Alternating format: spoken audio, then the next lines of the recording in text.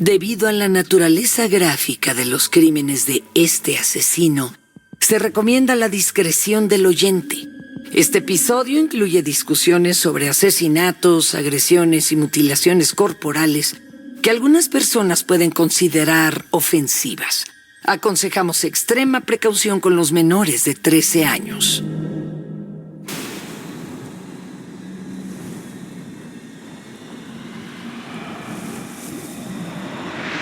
El oficial Denis Adamenko podía escuchar el sonido de su propia respiración, demasiado fuerte en sus oídos, mientras se abría paso por el bosque cubierto de vegetación. Algo le había llamado la atención y necesitaba verlo mejor. A medida que se acercaba, su mente luchaba por procesar lo que veía. Parpadeó, tratando de aclarar su visión, de dar sentido a la forma en el suelo ante él. Como oficial de policía en el Moscú postsoviético, Adamenko no era lejano al crimen brutal. No se inmutaba ante muchas cosas, pero esto lo sacudió hasta el fondo. El cuerpo de un hombre yacía boca abajo en la maleza. Su cráneo estaba hundido y había algo antinatural en su forma. Cuando se agachó para mirar más de cerca, la luz brilló en la parte posterior de la cabeza del hombre como si fuera de cristal. Y entonces se dio cuenta de que había una botella que sobresalía como un miembro artificial, metida hasta el cuello en una herida sangrienta en la parte posterior del cráneo del hombre. Era una mutilación diferente a todo lo que había visto antes, y aunque la escena no ofrecía pistas sobre el asesino, sabía que no era un acto de violencia espontánea al azar. Esto era el trabajo de un maníaco.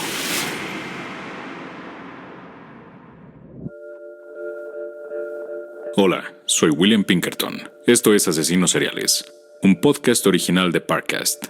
Cada episodio nos sumergimos en las mentes y la locura de los asesinos seriales. Hoy estamos explorando la horrible ola de asesinatos de Alexander Pichushkin, también conocido como el asesino del tablero de ajedrez. Estoy aquí con mi compañera Sarah Tennyson. Hola a todos. Pueden encontrar los episodios de Asesinos Seriales y todos los demás originales de Parcast gratis en Spotify. En el último episodio hablamos de la dura educación de Pichushkin en Moscú y de cómo su obsesión por el ajedrez se convirtió en un deseo de matar. Hoy nos adentraremos en los últimos 4 años de la ola de asesinatos de Pichushkin y cómo sus asesinatos cada vez más imprudentes lo llevaron a su caída. Tenemos todo eso y más a continuación. Sigan con nosotros.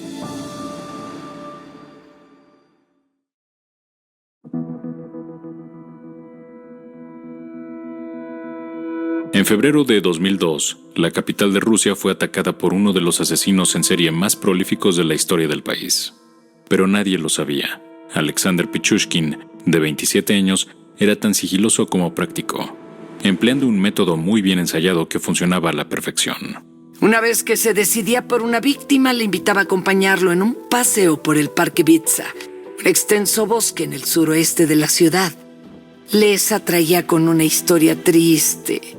Su perro había muerto, quería compañía y la promesa de un vodka gratis. Una vez que se quedaba a solas con su víctima, la incapacitaba golpeándola en la cabeza y luego la arrojaba a un pozo para que se ahogara en el vasto sistema de alcantarillado. No quedaba ni rastro de ellos. En el transcurso de un solo año, mató al menos a 10 personas de esta manera. Y solo estaba empezando. Como dijimos la última vez, Pichushkin era un gran jugador de ajedrez, desde que su abuelo lo introdujo en el juego en su adolescencia. No sabemos exactamente qué fue lo que le atrajo del ajedrez, pero como Pichushkin sufría acoso escolar y tenía problemas académicos, es probable que le emocionara encontrar algo en lo que por fin podía destacar. Pero después de que cometiera su primer asesinato a los 18 años, su obsesión por el ajedrez tomó un giro oscuro. La emoción de ganar una partida palidecía en comparación con la de salirse con la suya en un asesinato. Ideó una forma de mezclar ambas cosas. Quería matar a suficientes personas como para llenar las casillas de un tablero de ajedrez. 64 casillas. Jugaba ahora a un tipo de juego mucho más oscuro, cuyas reglas nos permiten conocer su personalidad. Sara se encargará de la psicología a lo largo de todo el episodio. Por favor, tengan en cuenta que Sara no es una psicóloga titulada, pero ha investigado mucho para este programa. Gracias, Will. La interacción de Pichuskin con sus víctimas no era, por supuesto, nada parecido al ajedrez. Era un juego unilateral y sádico en el que su oponente no tenía la oportunidad de elaborar una estrategia o hacer sus propios movimientos. De hecho, no veía a sus víctimas como sus oponentes, sino como piezas en un tablero, objetos inanimados que podía manipular y colocar a su antojo. Ver a otros seres humanos de esta manera podría ser un síntoma de un trastorno de la personalidad, muy probablemente el trastorno narcisista de la personalidad. Según el Manual Diagnóstico y Estadístico de los Trastornos Mentales, el trastorno de personalidad narcisista se caracteriza por un patrón de grandiosidad, necesidad de admiración y falta de empatía. Por lo que sabemos, Pichuskin nunca fue diagnosticado formalmente, pero encaja en los 3 criterios principales. La grandiosidad en psicología se refiere a los sentimientos de superioridad y derecho, un sentido exagerado de ser mejor y más digno que otras personas. Pichuskin no tenía reparos en atacar a personas vulnerables y quitarles la vida. Y parecía obtener un sentimiento de poder y superioridad al hacerlo. Su matanza estaba motivada por su desesperado deseo de ser admirado, concretamente por su deseo de ser tan famoso como el tristemente célebre asesino en serie ruso Andrei Chikatilo. Y la falta de empatía en Pichuskin por sus víctimas queda clara en todos los relatos de los asesinatos. No sentía empatía ni siquiera por las personas más vulnerables. A menudo las elegía a propósito. Muchas de sus víctimas eran personas mayores, algunos eran niños, y la más reciente, una mujer embarazada. El 23 de febrero del 2002, Pichuskin atacó a María Viricheva, de 19 años, quien sobrevivió contra todo pronóstico después de que la arrojara a un pozo y la dejara morir. El 24 de febrero de 2002, María estaba en el hospital donde la policía le dijo que no investigaría el ataque. Y Pichuskin, creyéndola muerta, estaba en la cima del mundo. En las siguientes 2 semanas, mató a 3 personas más. Entonces, a principios de marzo, se cruzó con Mikhail Lobov, un niño de 13 años que conoció fuera de una estación de metro.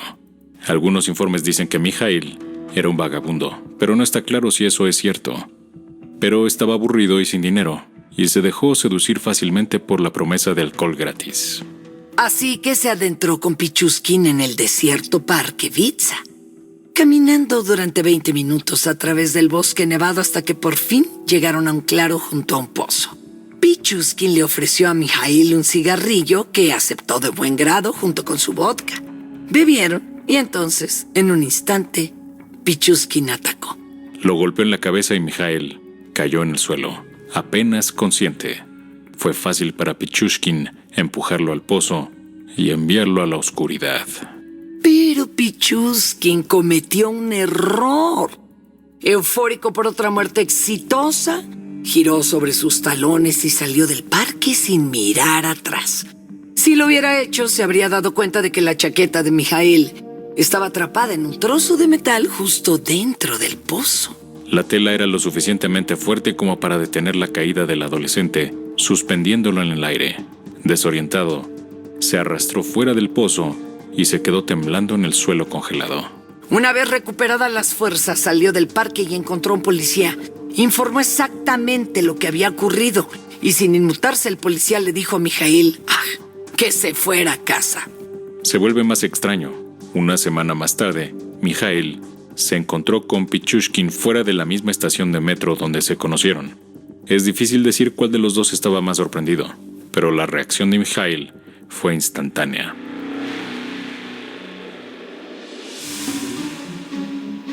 El chico gritó horrorizado, agarrándose el pelo, atrayendo las miradas de los transeúntes. Corrió hacia un agente de policía postado cerca del metro y le agarró el brazo. Señalando frenéticamente a Pichuskin, gritó: ¡Ese es el hombre que me atacó, es él! Tiene que hacer algo. Durante todo esto, Pichushkin estaba extrañamente tranquilo. Estaba sorprendido de ver a Mikhail vivo, por supuesto, pero no estaba tan preocupado. Sabía que nadie le creería a Mikhail. Era tan solo un niño. Y tenía razón. El policía le arrebató el brazo a Mikhail y le dijo que se fuera a casa. Ninguno de los policías miró siquiera 2 veces a Pichushkin.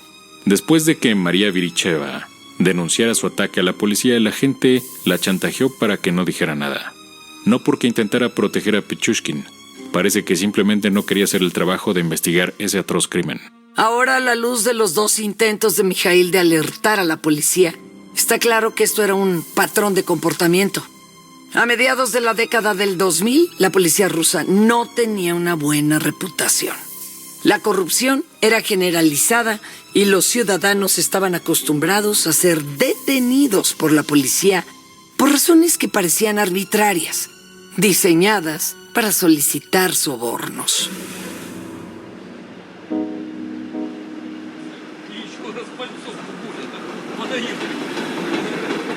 Una encuesta realizada en 2008 en el centro Levada de Moscú mostró que más de la mitad de la población rusa no confiaba en la policía. Sin embargo, tanto María como Mikhail querían confiar en la policía. Querían creer que las fuerzas del orden harían su trabajo y les protegerían. En lugar de eso, las autoridades las dejaron de lado y permitieron que el reino del terror de Pichushkin continuara. El momento fuera de la estación fue embriagador para Pichushkin. De niño y adolescente se sentía ignorado, abandonado por su padre y condenado al ostracismo por sus compañeros de clase. Ahora se sentía invencible. Mikhail lo acusó a plena luz del día, delante de un grupo de policías, y no pasó nada. Era imparable. Era una fuerza sobrehumana. Y sin embargo, su vida personal seguía siendo frustrantemente mundana. Ahora, con 28 años, había vivido en el mismo pequeño apartamento con su madre y su hermana durante toda su vida. En el apartamento de 2 habitaciones, que formaba parte de uno de los primeros proyectos de vivienda pública de Rusia, la sala funcionaba de segundo dormitorio. Había poco espacio, incluso menos privacidad, y las cosas estaban a punto de volverse aún más incómodas. Alrededor del 2003, Katia, la hermana de Pichushkin, se casó y su marido se mudó al apartamento de la familia. La joven pareja ocupó el dormitorio mientras que Pichushkin y su madre, Natasha, dormían en la estancia. Pichushkin dormía en un sofá, a menos de 3 metros de la cama de su madre. No sabemos mucho sobre cómo era el entorno familiar, pero es difícil imaginar que fuera una situación cómoda para un joven. Pero tenía un objetivo para mantenerse ocupado. Una de sus pocas posesiones era el tablero de ajedrez en el que marcaba sus asesinatos. Con cada casilla se acercaba cada vez más a su sueño de 64 crímenes. Y ya estaba aterradoramente avanzado en ese plan. No hay muchos informes de esa época, pero sabemos que a principios del 2003 había matado a cerca de 30 personas. Y gracias a la indiferencia de la policía, Pichushkin no tenía motivos para creer que tendría problemas para duplicar esa cifra. Pero mientras Pichushkin volaba bajo el radar, sus crímenes no lo hacían. A pesar de todos sus planes, no era un cazador especialmente aventurero. Rara vez salía de su zona de confort, encontrando a la mayoría de sus víctimas en el parque o en estaciones de metro cercanas. Muchas de las víctimas de Pichushkin eran también sus vecinos. Esto fue a propósito. Le resultaba más satisfactorio matar a alguien si se relacionaba con él primero. Y no le faltaban vecinos para elegir. El edificio donde vivía era uno de varios bloques soviéticos idénticos en la calle Khersonkaya. A lo largo de los años, 10 personas desaparecieron de 4 edificios de apartamentos adyacentes a Khersonkaya. Y a principios del 2003 se empezó a correr la voz. Las familias de las 10 víctimas desaparecidas en Khersonkaya se encontraron sin que la policía investigara. Les tocó hacer la conexión y sacar la conclusión obvia, que estas desapariciones no eran una coincidencia. Tenían que ser el trabajo de un monstruo. A falta de información real, las familias solo podían adivinar quién era el responsable. Algunos sospechaban que un paciente violento se había escapado de la institución psiquiátrica situada a las afueras de Pizza Park. Otros se preguntaban si la mafia estaba implicada, y seguramente algunos debían sospechar que el culpable era alguien más cercano, alguien que vivía entre ellos. Pero nadie parecía sospechar de Pichuskin y nadie esperaba realmente que la policía hiciera algo. Estaban acostumbrados a ser ignorados y así Pichuskin siguió adelante. En la primavera de 2003 caminaba cerca de su casa cuando su mirada se posó en un hombre de mediana edad. El hombre estaba sentado solo en una parada de autobús, bebiendo. Parecía sin rumbo, como si no tuviera ningún lugar en particular en donde estar. Como si le hiciera falta algo de compañía, como si fuera a ser la perfecta víctima número 32. Pichuskin se acercó al hombre y siguió su rutina habitual, invitándole a dar un paseo por el parque Bitsa. El hombre aceptó, aunque no parecía entusiasmado. Estaba malhumorado, un poco borracho y perdido en sus propios pensamientos. Mientras caminaban, Pichuskin intentó animar a su compañero. Le preguntó, si te pudiera conceder un deseo, ¿cuál sería? El hombre respondió solemnemente, dejar de beber. Con una sonrisa, Pichuskin respondió, te prometo que hoy será el día en que dejes de beber. Una vez que los dos hombres llegaron al claro favorito de Pichuskin, este no perdió el tiempo. Sabía que este hombre borracho y miserable no iba a proporcionarle una conversación que mereciera la pena. Así que cuando el hombre estuvo de espaldas, lo golpeó en la cabeza con un martillo y lo empujó al pozo. Otra vida terminada, otro cuerpo perdido en las alcantarillas. Pero caminando a casa esa noche, después de reclamar su víctima número 32, Pichuskin se sentía inquieto, insatisfecho. La antigua inyección de adrenalina ya no estaba ahí. Se dio cuenta de que estaba aburrido de su cansada rutina, cansado de sus conocidas víctimas y sobre todo estaba cansado de trabajar tanto, de cometer tantos crímenes perfectos y de no recibir ningún reconocimiento por ello. A pesar de su decreciente interés, mató a varias personas más durante el resto del 2003. Pero no hay registro de ningún asesinato confirmado en 2004. No sabemos exactamente por qué se tomó esta pausa, pero basándonos en lo que sucedió después, podemos adivinar. Pichuskin era un asesino meticuloso al que le gustaba elaborar estrategias. Después de su primer asesinato en 1992, esperó 9 años antes de volver a matar. Y en 2004 estaba esperando su momento una vez más, cocinando un nuevo plan que renovaría su entusiasmo por el asesinato. A continuación, la ola de asesinatos de Pichuskin toma un giro aún más tétrico.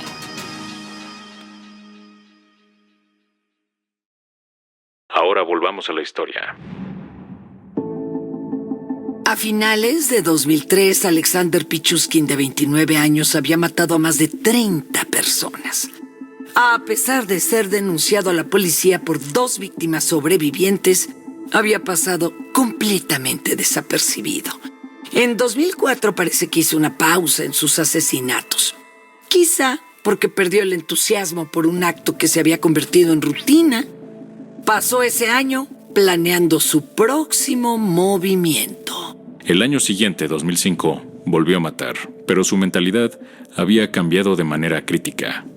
Fue interrogado una vez por la policía en el 92, cuando tenía 18 años tras asesinar a su compañero de clase, Mijailo Dichuk. Fue puesto en libertad sin cargos, pero la experiencia le asustó. Cuando empezó a matar de nuevo en 2001, tuvo cuidado de deshacerse de sus víctimas de una manera que fueran imposibles de rastrear. Pero ahora, 4 años después, Pichuskin tiró la cautela al viento. Tal vez simplemente se había vuelto arrogante. Después de todo, se había enfrentado a Mikhail Lobov delante de la policía y salió libre. No tenía ninguna razón para temer ser capturado. Aunque tal vez finalmente quería hacerse notar, estaba harto de hacer un trabajo tan meticuloso y luego verse obligado a destruir las pruebas. Estaba listo para dar un espectáculo. En octubre se encontró con Nikolai Boroviov en el parque. Le invitó a dar un paseo, le ofreció vodka, fingió interés en su vida, hizo todas las cosas que se habían convertido en parte de su rutina.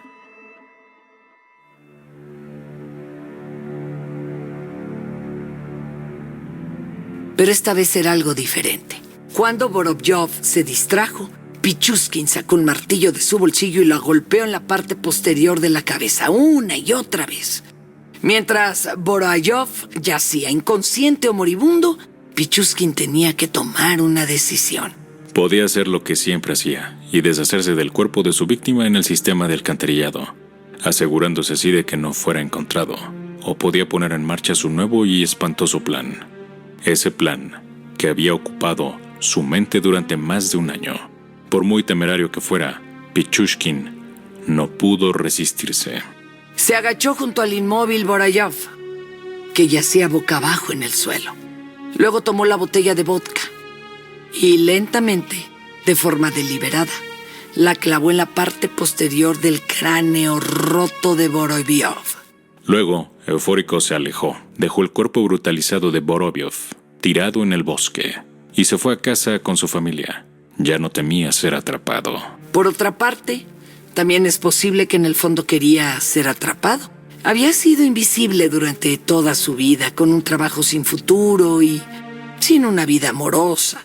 Ahora, con casi 30 años, se enfrentaba a la perspectiva de envejecer bajo el techo de su madre, solo y sin ser visto.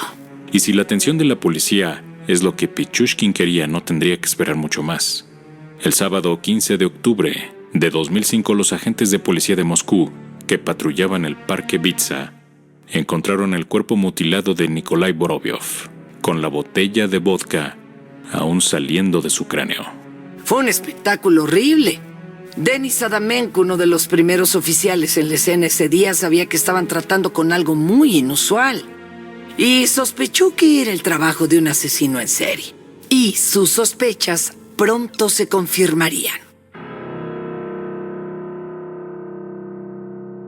Un mes después, a mediados de noviembre, encontró y asesinó a su víctima 41, Nikolai Zakharchenko, de 63 años. Aún no tenemos detalles sobre su interacción con Pichuskin, pero hay un detalle significativo que lo diferencia del resto. Zakharchenko era un policía retirado. No está claro si Pichuskin conocía la antigua profesión de Zakharchenko, pero dado su hábito de entablar conversaciones con sus víctimas, haciéndoles preguntas sobre sus vidas, es probable que surgiera. En el pasado, descubrir que su víctima era policía podría haber hecho reflexionar a Pichuskin, pero ahora, con su nuevo enfoque temerario, siguió adelante. Cuando se encontró el cuerpo de Zakharchenko con heridas que coincidían exactamente con las de Boroviov, la policía supo que estaba tratando con un asesino en serie. El fiscal general fue notificado. Al igual que los altos detectives del Ministerio del Interior de Rusia, la carrera para encontrar al asesino estaba en marcha. Y Pichuskin, de 31 años, estaba corriendo su propia carrera. Durante las últimas semanas del 2005 mató a otros 5 hombres y terminó cada asesinato con la misma horripilante floritura: una botella de vodka o un palo clavado en la herida sangrienta en la parte posterior de la cabeza de su víctima. Dejó los cuerpos esparcidos al azar por el Parque Nevado, donde fueron descubiertos por la policía. En la Navidad de ese año, el terror se apoderó de Moscú cuando se corrió la voz de que el asesino en serie andaba suelto por el Parque Vitsa. La historia llegó a los titulares nacionales y atrajo el interés de todo el mundo. A medida que la cobertura se multiplicó, el monstruo anónimo de Moscú recibió un nombre: el maníaco del Parque Vitsevsky. La sombra del maníaco se cernía sobre las ciudades de invierno, normalmente un lugar popular para el trineo y el esquí. El parque en ese entonces se convirtió en territorio prohibido para los niños e incluso para muchos adultos cautelosos. En Khersonkaya, la calle donde vivía Pichuskin, las familias de las víctimas desaparecidas se preguntaban si el maníaco se había cobrado también a sus seres queridos. Transmitida a través de susurros asustados, la historia consumió toda la manzana. La casa de Pichuskin no fue una excepción. Una noche la familia estaba viendo la televisión cuando se emitió un reportaje sobre el maníaco. Katia, su hermana, estaba fascinada y se preguntaba abiertamente quién podría ser el asesino. Sentado junto a ella, Pichushkin resistió el impulso de anunciar que era él. Aunque estaba desesperado por llamar la atención, Pichushkin no quería ser atrapado todavía. Tenía mucha más gente que matar antes de alcanzar su objetivo. A lo largo de la primavera de 2006, mató al menos a 5 personas más. Todas ellas encontradas en el Parque Vitsa. Sus ubicaciones estaban por todo el mapa, pero sus heridas no variaban. Traumatismo craneal, fractura de cráneo y un objeto extraño que sobresalía de una herida abierta. En febrero de 2006, el caso fue asumido por Andrei Supronenko, un detective de alto nivel nombrado por el fiscal general. Supronenko era un investigador experimentado, pero él y su equipo disponían de poca información. Pichushkin no dejó rastros de huellas dactilares o ADN en ninguna de sus escenas del crimen. Las autopsias de las víctimas solo revelaron que sus cráneos estaban fracturados por un objeto con un borde angular, posiblemente un martillo. Pero sin otras pruebas y sin vínculos aparentes entre las víctimas, la investigación avanzó lentamente. Y entonces, en junio de 2006, Pichushkin cometió un error que sería su perdición. O quizá no fue un error. Tal vez fue un sacrificio deliberado. El concepto de sacrificio es fundamental en el ajedrez. En un sacrificio, un jugador renuncia a una pieza, a menudo algo valioso como una reina, para ganar alguna otra ventaja táctica o para facilitar un jaque mate. Se trata de un acto de fe, de renunciar a algo de valor creyendo que la recompensa será aún mayor que el costo. Esta idea podría ayudarnos a entender lo que sucedió a continuación. Una tarde de mediados de junio, Pichushkin acababa de terminar su turno en el supermercado. Su compañera de trabajo, Marina Moskalyova, de 36 años, salió de la tienda al mismo tiempo y ambos entablaron una conversación. Pichushkin le preguntó si quería ir a dar un paseo por el parque. Marina dijo que sí. Entonces le preguntó, ¿qué tal ahora mismo? Marina negó con la cabeza. Tenía planes para esa noche, pero podría acompañarle mañana. Con una sonrisa, Pichushkin aceptó. Era una cita. Al día siguiente, mientras Marina se preparaba para salir de su apartamento para encontrarse con Pichushkin, dudó. Lo conocía desde hacía mucho tiempo por su trabajo. No tenía ninguna razón en particular para desconfiar de él, y sin embargo, tenía un mal presentimiento. Sabía que los titulares sobre el maníaco del Parque Vitsa lo habían puesto nerviosa, que probablemente estaba exagerando. Aún así, antes de salir de su apartamento esa noche, le escribió una nota a su hijo explicándole que había salido con Alexander Pichushkin e incluyó su número de teléfono. Marina se reunió con Pichushkin a las afueras del parque y paseó por el bosque con él. En una fresca y soleada tarde de junio, los senderos moteados del bosque eran idílicos. El aire sonaba con el canto de los pájaros, pero Pichushkin apenas se dio cuenta. Su necesidad de matar era tan abrumadora que no podía concentrarse en nada más. Mientras el sol se hundía en el cielo, se detuvieron en un claro rodeado de abedules plateados. Compartieron varias cervezas y en algún momento Marina le habló de la nota que había dejado para su hijo. No sabemos exactamente por qué lo mencionó. Es posible que estuviera asustada. Tal vez sintió una vibración extraña de su compañero. O tal vez fue una broma. Una línea oscura y cómica como «Será mejor que no me hayas traído aquí para matarme». De cualquier manera, esta información le dio a Pichushkin una señal de alarma. Ahora sabía con absoluta certeza que si Marina desaparecía, él sería el primer sospechoso de la policía. Esto no era como cuando Mikhail lo acusó delante de la policía en la estación del metro. Ahora sus asesinatos eran noticia de primera plana y los investigadores más veteranos del país dirigían el caso. En otras palabras, sabía que matar a Marina equivalía a entregarse, pero no pudo resistirse. Tal vez estaba borracho de arrogancia, incapaz de imaginar cómo podría ser atrapado. O tal vez, al matar a Marina, hizo una elección. Durante meses había matado imprudentemente, dejando a sus víctimas a la intemperie con una marca distintiva. Estaba cansado de esconderse en las sombras, viendo al maníaco del parque Vitebsky acaparar la atención de la nación y sin obtener ningún crédito. Quería notoriedad y estaba dispuesto a hacer algunos sacrificios para conseguirla. Cuando ella estuvo de espaldas, la golpeó en la cabeza con el martillo y siguió golpeándola hasta que estuvo inconsciente o muerta. No tenía ninguna botella de vodka con él esta tarde, así que tomó un palo y lo empujó en la herida en la parte posterior de su cráneo. Luego caminó a casa y esperó lo que viniera después. A continuación, la policía de Moscú se acerca a Pichushkin. Ahora, volvamos a la historia.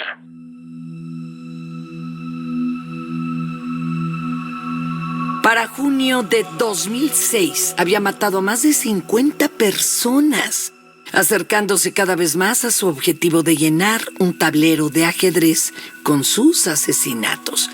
El miedo al maníaco del parque Vitsa se apoderó de Moscú y los investigadores tenían muy pocas pistas. Pero la víctima más reciente, Marina Moskaliova, había tomado precauciones. Marina, asustada por los titulares sobre el maníaco del parque Vitsa, dejó a su hijo una nota explicando que tenía una cita con Alexander Pichushkin, cuyo número de teléfono anotó.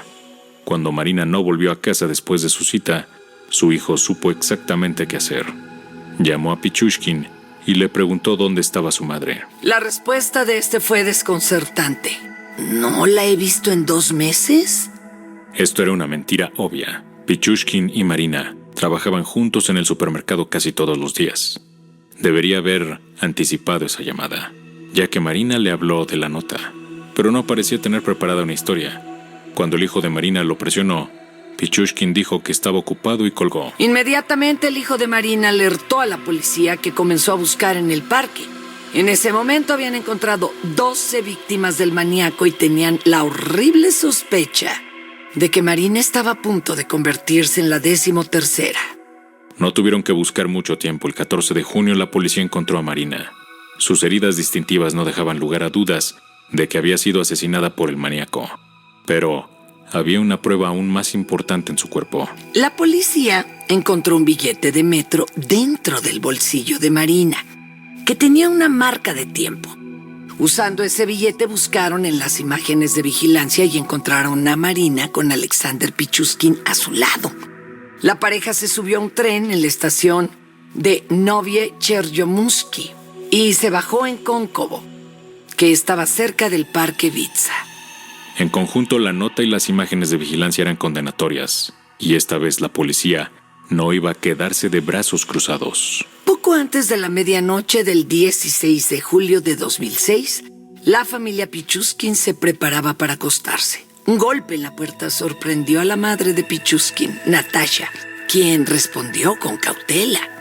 En cuanto se abrió la puerta, un pequeño ejército de policías antidisturbios irrumpió en el apartamento, entrando en la sala. Natasha estaba aterrorizada, pero los agentes fueron amables y le dijeron que tenían que interrogar a su hijo sobre una serie de robos en la zona.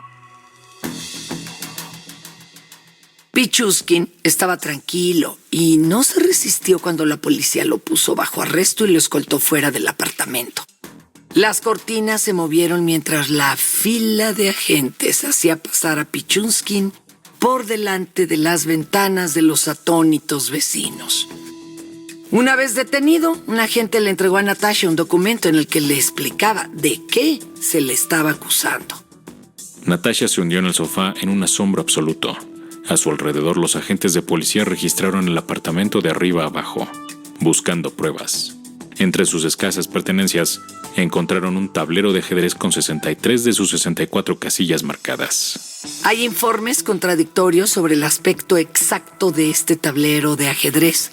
Diferentes versiones de la historia afirman que el asesino marcó cada casilla con una cruz, una moneda o un número pegado, pero no hay ambigüedad sobre lo que representan las casillas marcadas. Cada una era una víctima de asesinato. Sabía que era arriesgado llevar la cuenta de sus asesinatos en un tablero de ajedrez físico. En un apartamento tan pequeño, su madre, su hermana o su cuñado seguramente habrían visto el tablero en algún momento y se habrían preguntado qué representaban las casillas marcadas. Pero a pesar del riesgo, mantener un registro físico de los asesinatos es un comportamiento común entre los asesinos en serie. Muchos asesinos seriales guardan trofeos o baratijas de sus víctimas. Ropa, posesiones personales, incluso partes de cuerpos. En su libro de 1995, Mindhunter Inside the FBI's Elite Serial Crime Unit, los agentes del FBI John Douglas y Mark Olshaker describen una posible razón de este comportamiento. Una vez que la víctima ha muerto y se ha deshecho del cuerpo, el asesino quiere poder revivir la emoción, seguir representando la fantasía, hacerlo una y otra vez. Al llevar un recuento de muertes en su tablero de ajedrez, Pichuskin intentaba embotellar la sensación de poder que tenía mientras asesinaba a sus víctimas, y pronto quedaría claro lo ansioso que estaba por revivir sus crímenes con todo lujo de detalles. En una celda de la comisaría, el detective Supronenko interrogó a Pichushkin. Al principio el joven de 32 años estaba callado y no quería hablar, pero Supronenko sabía cómo presionarlo. Estaba familiarizado con hombres así, narcisistas que nunca se han sentido apreciados y que no quieren otra cosa que ser halagados. Supronenko se empeñó en mirar directamente al joven, prestándole toda su atención. Le dijo que le admiraba y vio cómo se le iluminaba la cara. Describiendo su técnica de interrogatorio, dijo: para Pichuskin era muy importante que la gente pensara que era un héroe, así que lo hice sentir como tal. En el transcurso de muchos meses, el asesino dio una confesión que asombró al endurecido Supronenko. No tardó en confesar los 13 asesinatos que la policía conocía, pero pronto empezó a decirle a Supronenko y a sus colegas que había mucho más. Había más de 60. Les habló de los años de las cloacas, de cómo asesinó a docenas de personas y se deshizo de sus cuerpos en los pozos. Supronenko y su equipo eran algo escépticos. Sabían que Pichuskin disfrutaba de su atención y que mentiría con gusto para mantenerla. Sin embargo, también tenían razones para creerle. Había una serie de desaparecidos sin resolver, que se remontaban al 2001, y muchas de las familias de las víctimas desaparecidas ya sospechaban que el maníaco del Parque Ibiza era el responsable. Cuando los investigadores revisaron los informes de las personas desaparecidas, muchos de los detalles coincidían. Pero no podían creer en su palabra. Y así, en docenas de visitas al parque, los detectives escoltaron a Pichuskin a través del bosque mientras volvía sobre sus pasos y recreaban sus crímenes en video. Utilizando maniquíes, los detectives le hicieron demostrar exactamente cómo asesinaba a sus víctimas. Tenía un recuerdo alarmantemente preciso de dónde y cómo murió cada una de ellas.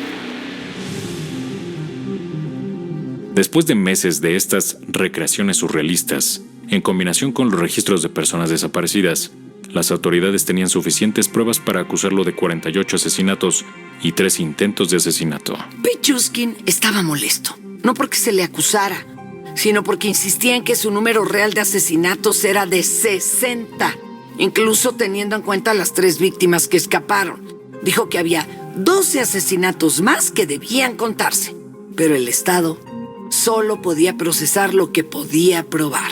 El 13 de septiembre del 2007 comenzó el juicio en Moscú. Fue confinado a una jaula de cristal durante los procedimientos de 6 semanas de duración.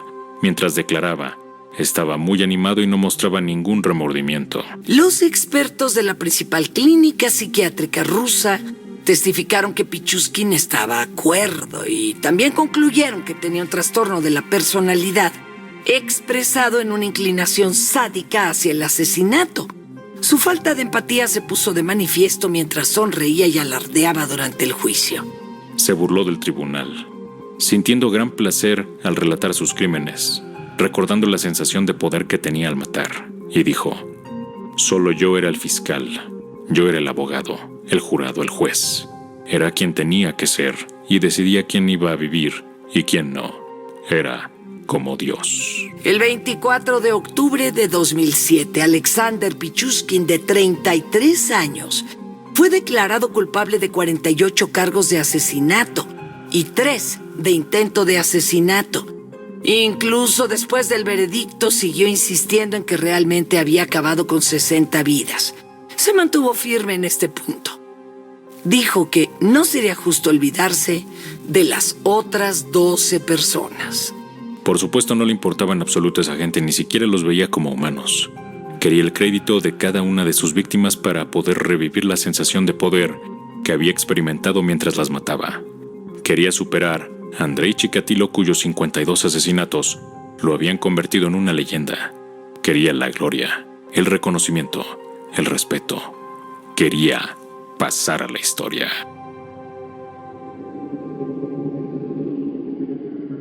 No consiguió su deseo.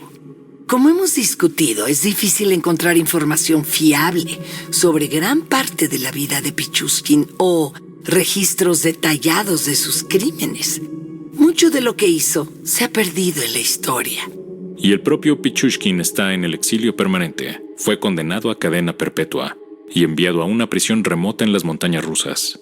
Parte de su sentencia, incluso 15 años de confinamiento solitario, donde permanece hasta el día de hoy. Solo tiene poco en que ocupar su mente, excepto esa imagen del tablero de ajedrez inacabado, con solo 60 de sus 64 casillas rellenas.